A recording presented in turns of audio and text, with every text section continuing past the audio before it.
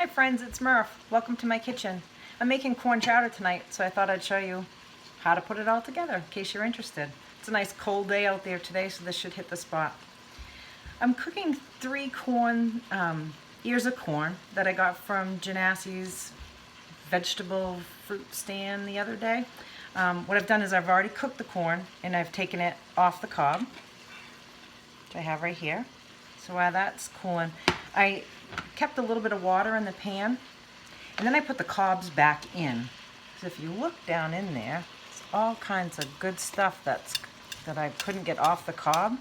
So I just kind of like keep them in there for a few minutes, and it gives it tons of flavor. So that water is gonna be the base of this corn chowder, and then we can put it all together. So while the corn was cooking, so I have 3 ears of corn. This is plenty big enough for the 2 of us. I had 2 potatoes, chef potatoes, that I diced up, peeled and diced, and then I parboiled them as well. I try to do everything separate because I don't like my potatoes to be mushy and be pot. I want solid pieces. So I don't do them very large as well. Just kind of small, a little bit of salt in my water, and then I drain them, so those are all set. So I'm going to take these out, and like I said, I'm going to keep that water. See all the goodness in there? I'm going to turn it down because it's boiling, because once we add the milk, we don't want it to boil. So let me show you this. You can see that there's still a lot of goodness on there. So after, when they cool off a little bit, I might take a knife or my fork and see that, all that coming out. That's going to be really good. Can't waste it. Okay. So next, I'll put the corn in.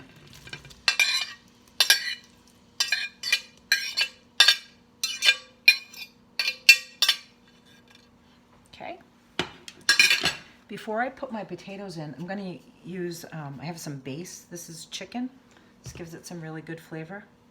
I'm going to put that in the bottom so it will melt in that water. Just kind of give it a little stir. You can see, okay? I'm just going to grab a big spoon.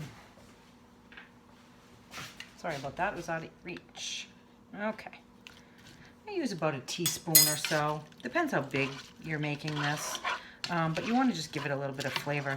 A lot of people add, it's a little heavy for me, but like half and half or heavy cream. I typically just use milk. I don't like the way that it's just, if it's too heavy, how it sits.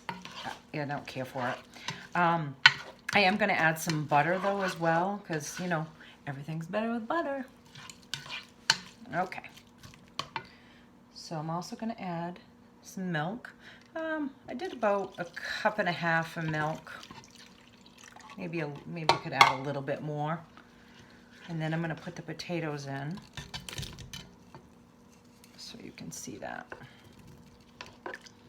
So I already salted the potatoes when I was cooking them, so I'm probably not going to add any more salt, and there's salt in the base as well, but I am going to add some pepper to this and some butter. So do a little bit of butter, and let's do some pepper.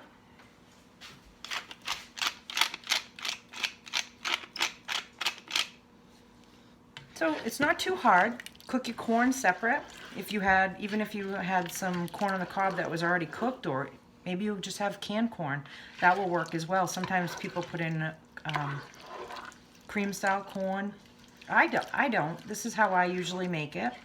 But don't forget, take all you can off here. So we'll work on this as soon as it cools a little bit more, and get the rest of this goodness, and we'll put it in that.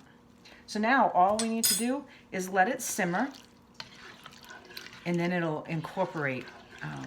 The corn will continue to break up, And then the potatoes will just finish cooking because I usually stop cooking them as they're still a little firm. That way, as I heat this all back up, it's not going to turn to mush. So if you have any questions, reach out, and I hope you enjoy. Hope you're all healthy. Take care. Bye-bye.